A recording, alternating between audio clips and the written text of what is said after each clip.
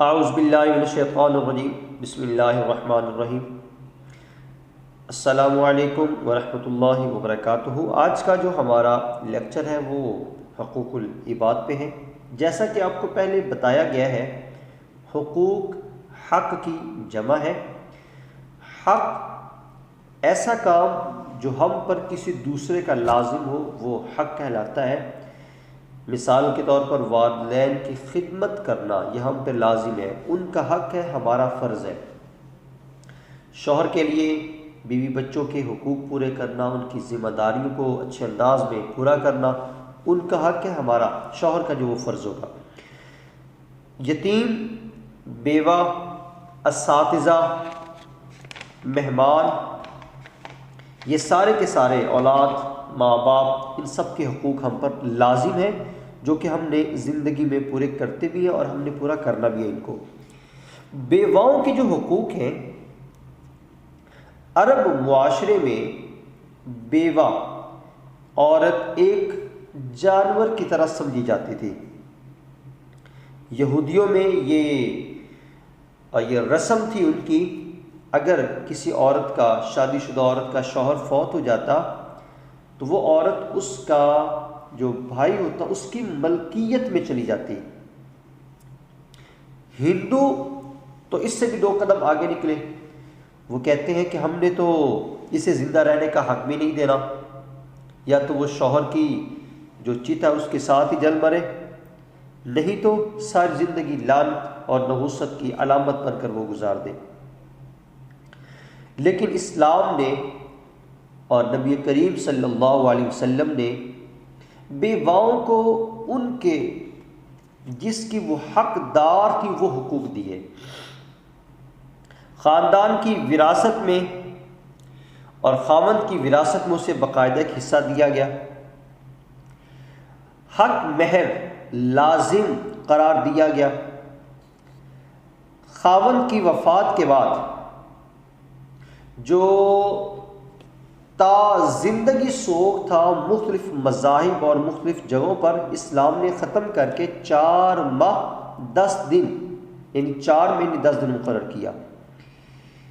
بیوی کو جو فوت شدہ شخص کی تھی، اس کی بیوہ کو دوسری شادی کی پوری اجازت دی گئی اور اس کی مرضی سے اس کو اجازت دی گئی۔ بیوہ اور مسکین کے لیے جو کوشش کرنے والے لوگ ہیں، ان کے خیالات اور ان کا اچھی طرح سے خیال رکھنے والی NGOs کہہ لیں آپ، ویلفیئر سوسائٹیز کہہ لیں، خاندان میں کوئی ایسا بندہ ہے تو ان کو اللہ کے راستے میں جہاد کرنے والے کے برابر ثواب بتایا گیا۔ ایسے اساتذہ کے بڑے حقوق ہیں۔ اساتذہ کے حقوق پہ ہم اس کو ڈسکس کرتے ہیں۔ نبی کریم صلی اللہ علیہ وسلم نے ارشاد فرمایا، انما بعثت معلما، بے شک مجھے معلم بنا کر بھیجا گیا ہے۔ ایسے آپ صلی اللہ علیہ وسلم نے ارشاد فرمایا کہ جن سے تم علم سیکھتے ہو ان کے ساتھ ادب کے ساتھ پیش آؤ، تواضع کے ساتھ پیش آؤ۔ اور یہ بھی حضور صلی اللہ علیہ وسلم نے ارشاد فرمایا، العلماء ورثۃ الانبیاء، جو علم والے لوگ ہیں وہ انبیاء کے وارث ہیں۔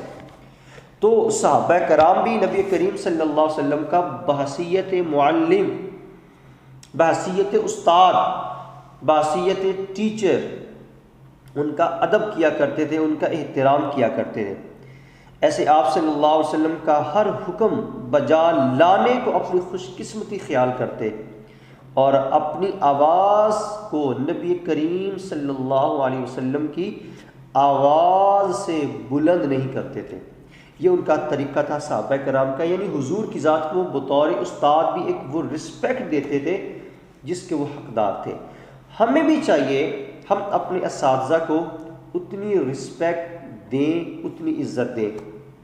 ایسے ہی مہمانوں کے بڑے آداب ہیں ہمارے معاشرے میں اور حقوق ہیں ان کے۔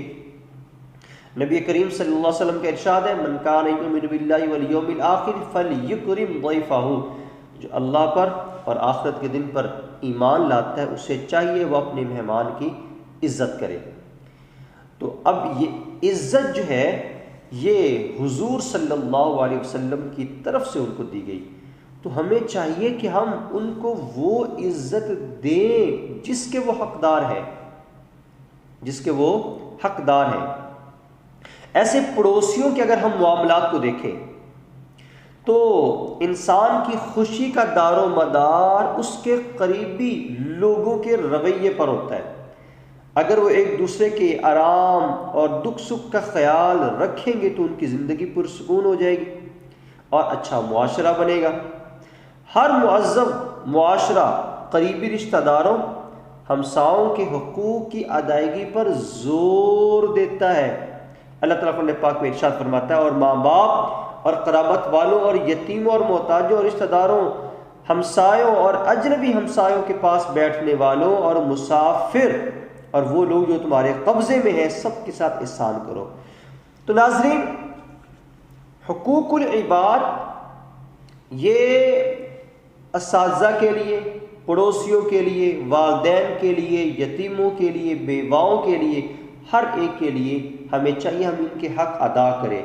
آپ جس معاشرے میں رہتے ہیں اس معاشرے کے آپ پر بڑے حقوق ہیں، تو اللہ تعالیٰ کی بارگاہ میں دعا ہے کہ رب تعالیٰ ہمیں وہ حق ادا کرنے کی توفیق عطا فرمائے۔